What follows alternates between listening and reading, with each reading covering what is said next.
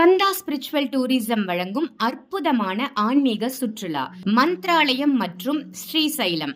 யாரெல்லாம் மந்த்ராலயமும் ஸ்ரீசைலமும் போகணும் அப்படின்னு ஆசைப்படுறீங்களோ 3 நாட்கள் அற்புதமான இந்த 3 நாட்களை நீங்கள் பயன்படுத்திக்கோங்க.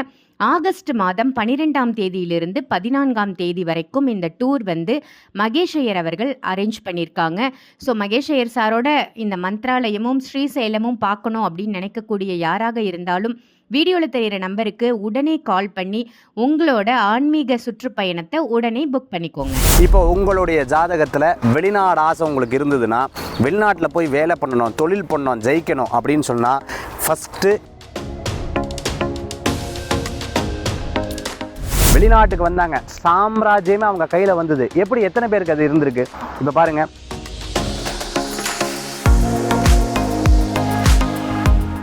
அப்போது ஒரு ஜாதகத்தை நான் பார்க்கும் பொழுது நான் என்ன பண்ணுறேன்னா,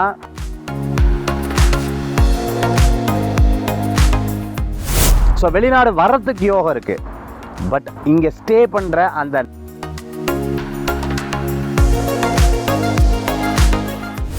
நான் பார்க்குற ஜாதகங்களில் இத்தனை பாவங்கள் வெறுமனே கிடையாது. இப்போ ஒருத்தங்க கூட இந்த வீசா சரியாக வரல,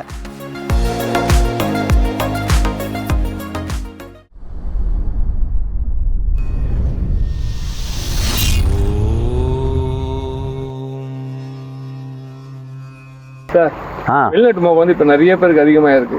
அதுல சில பேர் சக்சஸ் ஆகிறாங்க, சில பேர் அதுல தோல்வி அடைகிறாங்க. சார் அவங்க அதாவது வெளிநாடு வாய்ப்புகள்.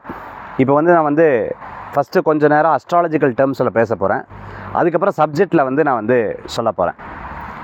வெளிநாடு வாய்ப்புகள் அப்படிங்கிறது பார்த்தீங்க அப்படின்னு சொன்னால் சில பேர்த்துடைய ஜாதகத்தில் இருக்குது, சில பேர்த்தினுடைய ஜாதகத்தில் இல்லை.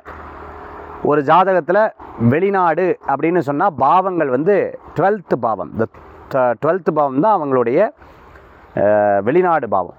பிளானட் சந்திரன். சந்திரன் தான் மனோகாரகன், பிரயாணக்காரகன்னு சொல்லக்கூடியவர். ஸோ இந்த 12ஆம் இடம் ஒரு மனிதனுக்கு வேலை செய்யணும். 12ஆம் இடம் விரயபாவம்னு சொல்லுவாங்க, தோல்வின்னு சொல்லுவாங்க, தூக்கம்னு சொல்லுவாங்க. அடுத்தது பார்த்தீங்க அப்படின்னு சொன்னால் சர்ஜரிக்கு 12ஆம் இடம் தான் வேலை செய்யுது. சரி, இப்போ 12ஆம் இடம் வேலை செஞ்சிருச்சு, சந்திரன் வேலை செஞ்சு வெளிநாடு வந்துட்டாங்க. இது மட்டும் போதுமா அப்படின்னு பார்த்தீங்கன்னா கிடையாது. 2ஆம் இடம் தான் சம்பாத்தியங்க. இந்த சம்பாத்தியம் அப்படிங்கிறது பார்த்தீங்கன்னு சொன்னால் சம்பாதிக்கிறாங்க. சரி, சம்பாதிச்சா போதுமா? கிடையாது. அடுத்தது சேமிக்கணும். 4ஆம் இடம் வேலை செய்யணும். 4th பாவம் அந்த இடத்துல வேலை செய்யணும். அப்போ 4ஆம் இடம் அப்படிங்கிறது சேமிப்பு. சரி, வந்தாச்சு, சம்பாதிச்சாச்சு, சேமிச்சாச்சு. அடுத்தது இதுக்கு பிரதான என்ன பாவம் வேலை செய்யணும் அப்படின்னு பார்த்தீங்கன்னா 6ஆம் இடம் 10ஆம் இடம். அதாவது வேலை, தொழில், இந்த 2 பாவங்களும் வேலை செய்ய வேண்டும். சரி, இதெல்லாம் வேலை செய்கிறோமே, இதெல்லாம் வேலை செஞ்சால் போதுமானா 11ஆம் இடம் வேலை செய்யணும். ஸோ மொத்தம் 6 பாவங்களை சொல்லியிருக்கேன். 6 பாவங்கள். இந்த 6 பாவங்கள் மட்டும் போதுமானா இல்லை, இந்த 6 பாவங்கள் சம்பந்தப்பட்ட சில பல கிரகங்கள் இருக்க வேண்டும். அப்போது ஒரு ஜாதகத்தை நான் பார்க்கும் பொழுது நான் என்ன பண்ணுறேன்னா இவ்வளோ விஷயங்களை பார்க்குறேன். எனக்கு தெரிஞ்சு ஒருத்தங்க அவங்க பாஸ்போர்ட் எடுத்திருக்காங்க. ஒரு பாஸ்போர்ட் முடியவே போகுது. ஆனால் இதனைக்கு டிக்கெட் போட்டாங்க, துபாய்க்கு டிக்கெட் போட்டாங்க. அவங்க வர முடியல. போன வாட்டி மலேசியாவுக்கு போட்டிருந்தோம். மலேசியாவுக்கு அவங்க போடும்போது பார்த்தீங்கன்னா ஒருத்தங்க வந்திருந்தாங்க. அவங்களுக்கு டிக்கெட்டு எல்லாமே போட்டாச்சு, பட் தே கான்ட் கம். அவங்களால வர முடியல. அடுத்தது பார்த்துட்டிங்க அப்படின்னு சொன்னால் எனக்கு தெரிஞ்ச ஒரு பையன் இப்போ இங்கே வந்திருந்தான். 3 நாள் தான் அவனால் ஸ்டே பண்ண முடியல. 3 நாள் வந்ததுக்கப்புறம் போயிட்டான். ஸோ வெளிநாடு வர்றதுக்கு யோகம் இருக்குது, பட் இங்கே ஸ்டே பண்ணுற அந்த 4ஆம் இடம் வேலை செய்யலை அவங்களுக்கு. உடனே இமீடியட்டாக திருப்பி 12ஆம் இடம் வேலை செஞ்சு திருப்பி கிளம்பி போயிட்டாங்க. எத்தனை பேருக்கு நீங்கள் யோசிச்சு பாருங்கள், பாஸ்போர்ட், விசா சம்மந்தமான டாக்குமெண்ட் சம்மந்தமான பிரச்சனை இருக்குது. வெளிநாட்டில் போய் பாஸ்போர்ட் தொலைஞ்சிருது. சார், எனக்கு க்ரீன் கார்டு கிடைக்கல, ரெசிடென்ஷியல் கிடைக்கல, இந்த விசாவுக்கு அப்ளை பண்ணியிருக்கேன், எனக்கு கிடைக்கல. ஒர்க் விசாக்காக, ஒர்க் பெர்மிட்டுக்காக அப்ளை பண்ணியிருக்கேன், எனக்கு கிடைக்கல. சார், நான் விசாக்காக நான் வெளிநாடுக்காக சும்மா சுற்றி பார்க்கலான்னு போனேன் சார், அதுவே எனக்கு ரிஜெக்ட் ஆகிடுது. இப்படி சொல்கிறவர்கள் எத்தனை பேர் இருக்கிறத நம்மளால் பார்க்க முடியும். நம்ம நிறையா பேர் தான் பார்த்துட்டு இருக்கோம். அப்போ ஒரு ஜாதகத்தில் இந்தந்த பாவம், இந்தந்த கிரகம் வேலை செய்ய வேண்டும். அப்படி இருந்தால் மட்டும்தான் you can go to abroad and you can work there. அங்கே இருந்து யூ கேன் ஏர்ன்.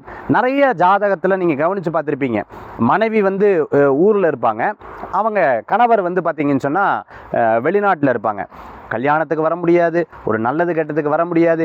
வீடு கட்டியிருப்பாங்க, கிரகப்பிரவேசம் அவங்களே, நானே நிறைய கிரகப்பிரவேசம் பண்ணி வச்சுருக்கேன். அவர்களை மட்டும் உட்காந்துருப்பாங்க, இல்லை சார் வெளிநாட்டில் இருக்கார் சார், இ கான் கம் சார், அவர் நேற்று முந்தானத்து வரைக்கும் வரதா இருந்தது, அவருக்கு லீவு கிடைக்கல, வர முடியல சார் அப்படின்னு சொல்கிறவங்க நிறையா பேர் இருப்பாங்க. அப்போ இவங்களுக்கெல்லாம் 11ஆம் இடம் வேலை செய்யலை, திருப்தி பாவம் வேலை செய்யலை. சரி, இதெல்லாம் ஒரு பக்கம் நம்ம எடுத்து வச்சுட்டாலும், வெளிநாட்டுக்கு போய் நிம்மதியாக இருக்கீங்களா? அங்கேருந்து ஊரில் சொல்லுவாங்க, அடேங்க அப்பா உங்களுக்கு என்ன வெளிநாடு அப்படின்வாங்க. என்ன சம்பாதிச்சு கஷ்டப்பட்டு இங்கே இருந்து இப்போ நம்மளாவது அங்கே நல்லா சாப்பிட்றோம், பட் இங்கத்து நாட்டுக்கு இங்கத்துக்கு தான் அப்புறம் பிறந்தது அங்கே, சாப்பாடு பார்த்திங்கன்னா இந்த ஊருக்கு.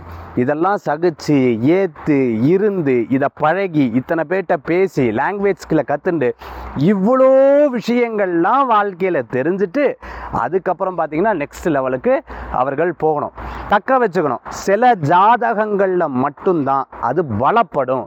வெளிநாட்டுக்கு வந்தாங்க, சாம்ராஜ்யமே அவங்க கையில் வந்தது. எப்படி எத்தனை பேருக்கு அது இருந்திருக்கு?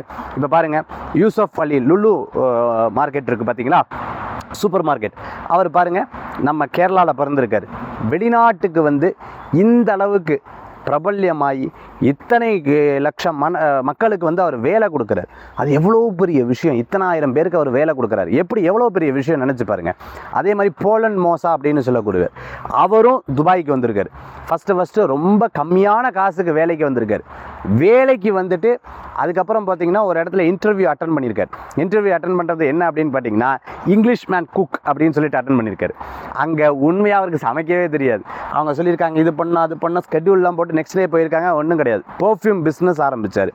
இன்றைக்கி 27 கண்ட்ரியில் அவருடைய பர்ஃப்யூம் பிஸ்னஸ் வந்து மிகப்பெரிய ஒரு சாம்ராஜ்யமாக இருந்துட்டு இருக்கிறத நம்மளால் பார்க்க முடியுது. அதே மாதிரி தான் ரிலையன்ஸ் அம்பானி, அதே மாதிரி தான் ஒவ்வொரு நபர்கள் வெளிநாட்டில் போய், எனக்கு தெரிஞ்ச ஒரு நபர் வந்து கணபதினு சொல்லக்கூடியவர் திருநெல்வேலி மாவட்டத்திலிருந்து மும்பைக்கு வரார். அங்கே ஒரு கடையில் வேலை செய்கிறார். ஃபஸ்ட்டு தள்ளுவண்டியில் வச்சு ஆரம்பிக்கிறார். இன்றைக்கி உலகம் முழுக்க ஃபேமஸ். பார்த்தீங்கன்னு சொன்னால் அவருடைய தோசா பிளாசான்னு சொல்லுவாங்க. தோசையில் இன்றைக்கி இவ்வளோ வெரைட்டி தோசை இருக்குல்ல, இதோட ஃபவுண்டர் யார் உங்களுக்கு தெரியுமா? நிச்சயமாக அவர் தான். ஏன்னா அவர் சொல்லும்போது சொல்கிற ஒரு KFCயில் ஒரு வெளிநாடு கடைகளில் பார்த்தீங்கன்னா பன்னு கடையில் இருக்கக்கூடிய சப்ஜெக்ட் மட்டும் மாறும், பேர் மட்டும் மாறும், ஆனால் பன்னு 2 அப்படியே தான் இருக்கும். அதே போன்று தான் தோசையில் நான் இத்தனை வெரைட்டியான தோசை வந்திருக்கு, இதுக்கு தான் தோசா பிளாசான் பிளேயர் வச்சேன்னார். இன்றைக்கி உலக நாடுகள் முழுக்க அவர் கடை வச்சுன்னு இருக்கார். எப்படி இது உருவாக்க முடிஞ்சது? எப்படி இது வந்தது? எப்படி இதெல்லாம் மாறிச்சு? எப்படி இந்த ஃப்ரான்ச்சைசி பிஸ்னஸ் அவங்க கொண்டு வந்தாங்க? அப்போ 10ஆம் இடம் அவங்க ஜாதகத்தில் ஸ்ட்ராங்காக இருக்குது. உழைப்பும் ரொம்ப முக்கியம். அதனால தான் ஆரம்பிக்கும் போது சொன்னேன் 12ஆம் இடம், அதுக்கப்புறம் சந்திரன்கிறது என்ன? தைரியம். சந்திரன்கிறது என்ன? எண்ணம். செவ்வாய்ங்கிறது தைரியம், சந்திரங்கிறது எண்ணம். அந்த எண்ணத்தை ஸ்ட்ராங்காக்க சில பேருக்கு தான் அந்த தைரியம் வரும். அந்த மாதிரி சில ஜாதகங்களில் மட்டும்தான் அந்த ஜெயிக்கிறதுக்குண்டான தன்மைகள் அப்படிங்கிறது இருக்கிறத நம்மளால் பார்க்க முடியுது.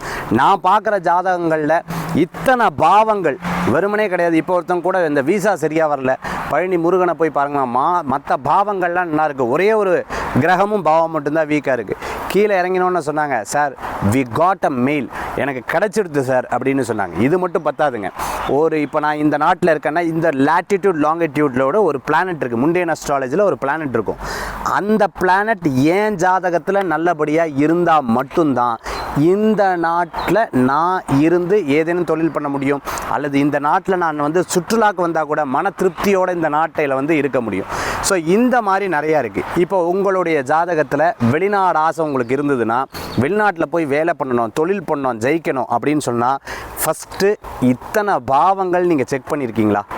இங்கே இந்தியாவிலேருந்து வெளிநாடு போகிறவங்க மட்டும் சொல்ல, இலங்கையிலேருந்து போகிறவங்க சொல்கிறேன், இன்னொரு நாட்டில் வேலை செஞ்சுட்டு இருக்கேங்க, you are going to migrate to next place, next கண்ட்ரிக்கு நீங்கள் போகிறீங்க.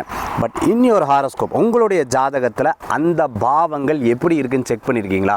இது செக் பண்ணாமல் நம்ம நெக்ஸ்ட்டில் போனோம் அப்படின்னு சொன்னால், ஒருத்தங்க சொன்னாங்க என்னோட எல்லா விரயத்தையும் தூக்கி அதில் போட்டேன், எனக்கு இப்போது முழிச்சுட்டு இருக்கேன் சார்.